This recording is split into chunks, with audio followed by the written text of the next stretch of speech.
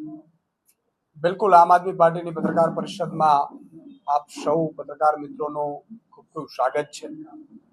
મિત્રો, જ્યારથી આમ આદમી પાર્ટીની સરકાર પંજાબમાં બની છે, લગભગ 4 વર્ષ અને 2 મહિના જેવું થવા જઈ રહ્યું છે અને એમાં સ્થાનિક સ્વરાજ્યની ચૂંટણી, અર્બન અને સેમી અર્બનની ચૂંટણી એટલે કે નગરપાલિકા અને મહાનગરપાલિકાઓની ચૂંટણીઓમાં આમ આદમી પાર્ટીએ અરવિંદ કેજરીવાલજી ભગવત માન સાહેબની જોડીએ કમાલ કરી દીધી છે।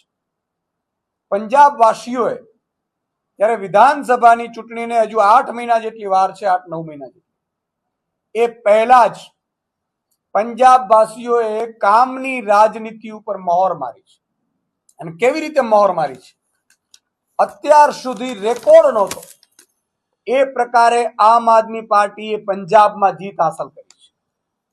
હું તમામ આમ આદમી પાર્ટી સાથે સંકળાયેલા લોકો, કાર્યકર્તાઓ, માન સાહેબ, કેજરીવાલ સાહેબ અને પંજાબ વાસીઓનો ખૂબ ખૂબ આભાર માનું છું કે તમે કામની રાજનીતિને પસંદ કર્યું છે। બદલ તમારા ગુજરાતમાંથી પણ અમે કાર્યકર્તાઓ આભાર માનીએ છીએ। આજે તમે વિચાર કરો, પંજાબમાં ટોટલ અર્બન લોકલ બોડી ઇલેક્શનમાં 1975 સીટ ઉપર ચૂંટણી હતી, જેમાં 8 મ્યુનિસિપલ કોર્પોરેશન હતી, મ્યુનિસિપલ કાઉન્સિલ 75 હતી, નગર પંચાયત 20 હતી અને યુએલબીમાં લગભગ આમ આદમી પાર્ટી મોટા ભાગે જીત હાંસલ કરી છે।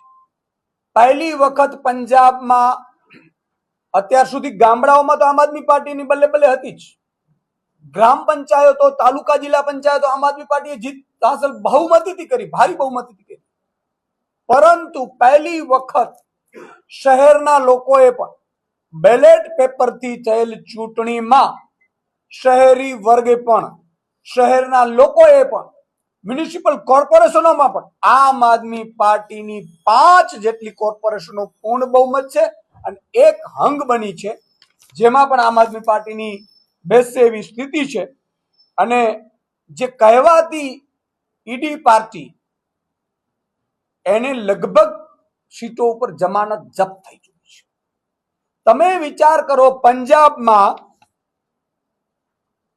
ઇન્ડિપેન્ડન્ટ 251 એટલે કે 13% લોકો ઇન્ડિપેન્ડન્ટ જીત્યા છે, પરંતુ કહેવાતી ઈડી પાર્ટીને માત્ર 172 સીટ મળી છે અને કોંગ્રેસ, અકાલી દળ, બાકી બધા લોકો એ 50%માં છે ને 50%થી વધુ સીટો ઉપર એકલી આમ આદમી પાર્ટીએ કામની રાજનીતિએ મહોર મારી છે। આજે મ્યુનિસિપલ કોર્પોરેશનમાં 6 જેટલી એટલે કે 5 એક અંક છે। તમે જુઓ, યુએલબીમાં પણ 103 માંથી 53 અર્બન લોકલ ઓથોરિટી, જેમાં આપણે નગરપાલિકાઓ હોય છે, એમાં લગભગ 50%થી વધુ નગરપાલિકાઓ આમ આદમી પાર્ટીએ જીત હાંસલ કરી છે। મ્યુનિસિપલ કાઉન્સિલિંગમાં 75 માંથી 39 ઉપર આમ આદમી પાર્ટીએ જીત હાંસલ કરી છે અને નગર પંચાયતોમાં પણ 20 માંથી 9 આમ આદમી પાર્ટીએ જીત હાંસલ કરી છે। એટલે તમે જો કુલ મળીને શહેરના લોકોને પણ સારી સ્કૂલ મળી, ત્યાં મોહલ્લા ક્લિનિક બન્યા, જે પ્રાઇવેટ સ્કૂલો જે લૂંટ ચલાવતી હતી એ બંધ થઈ, શહેરના લોકોને પણ 600 યુનિટ 2 મહિનાની 599 યુનિટ વીજળી ફ્રી મળી, એટલે મોંઘવારીમાંથી એને રાહત મળી। શહેરના લોકોએ પણ ભ્રષ્ટાચાર ખતમ થયો, એટલે એ લોકોએ પહેલી વખત પંજાબમાં આમ આદમી પાર્ટીના 5 થી વધુ મેયર બનવા જઈ રહ્યા છે। આ પહેલી વખત થઈ રહ્યું છે। એટલે ગુજરાતના શહેરીજનોને પણ વિનંતી કરીશ કે જેમ પંજાબના શહેરીજનોએ પણ પોતે મોંઘવારીમાંથી એની વીજળી બિલ ફ્રી થઈ તો એને પોતાને લાભ થયો, કોઈ નેતાના દીકરાને લાભ ન થયો। એમણે સ્કૂલ સારી બની તો તમે જેમ આપણે અમદાવાદ, વડોદરા, સુરત, રાજકોટમાં લાખ રૂપિયા ફી ભરીએ છીએ, અત્યારે પંજાબમાં શહેરોમાં સ્કૂલો સારી બનવા માંડી અને સારી સારી ઇંગ્લિશ મીડિયમથી માંડીને તમામ સ્કૂલો છે એ સારી બની, એટલે એમની ફી બચવા માંડી અને એટલા માટે એ લોકોએ આમ આદમી પાર્ટીને પસંદ કરી હતી એમણે કામ બતાવ્યું અને ફરીથી આમ આદમી પાર્ટીને પસંદ કરી છે શહેરી વર્ગે. એટલે હું ગુજરાતની જનતાને પણ વિનંતી કરું છું, એકવાર તમે પણ પીડિત ખૂબ છો, મને ખબર છે, અને સૌથી વધુ અહીંયા હિન્દુઓ ઉપર અત્યાચાર થાય છે. સૌથી વધુ હિન્દુઓ જે અત્યારે પીડાઈ રહ્યા છે, એમની પાસેથી શિક્ષણ ફી ને વીજળી બિલ ભારે આ બધું લેવાઈ રહ્યું છે. એટલે તમે જો ડ્રગ્સ વિરુદ્ધ મુહિમ પંજાબમાં ચાલી, અત્યારે ડ્રગ્સ વાળાની ખેર નથી પંજાબમાં. તો કાયદો વ્યવસ્થા તમે જુઓ, અત્યારે કાયદો વ્યવસ્થામાં પંજાબનો ખૂબ સુધારો થયો છે. એ નેશનલ ક્રાઇમ બ્યુરોના આંકડા કે છે. એટલે કાયદો વ્યવસ્થાની વાત હોય, સુરક્ષાની વાત હોય, સરહદ રાજ્ય છે એની સુરક્ષાની વાત હોય, ટુરિસ્ટની વાત હોય, આ બધામાં પંજાબમાં આમ આદમી પાર્ટીએ 4 વર્ષમાં જે કામ કર્યું છે એ પિછલી સરકારોએ 80 વર્ષમાં નથી કરી શકી.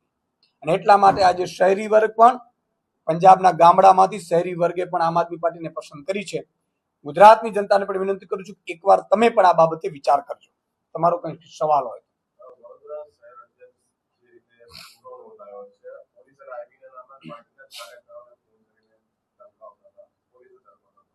આ અમારા માટે પણ શોકિંગ છે.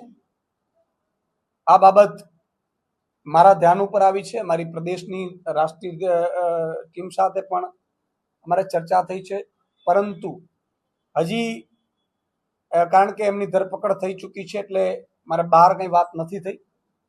પરંતુ આ બાબત અમારા માટે પણ શોકિંગ છે. આમ આદમી પાર્ટી હંમેશા ગરીબો, વંચિતો, શોષિતો, ખેડૂતો, મજૂરો, શ્રમિકો અને મધ્યમ વર્ગ માટે લડનારી પાર્ટી છે.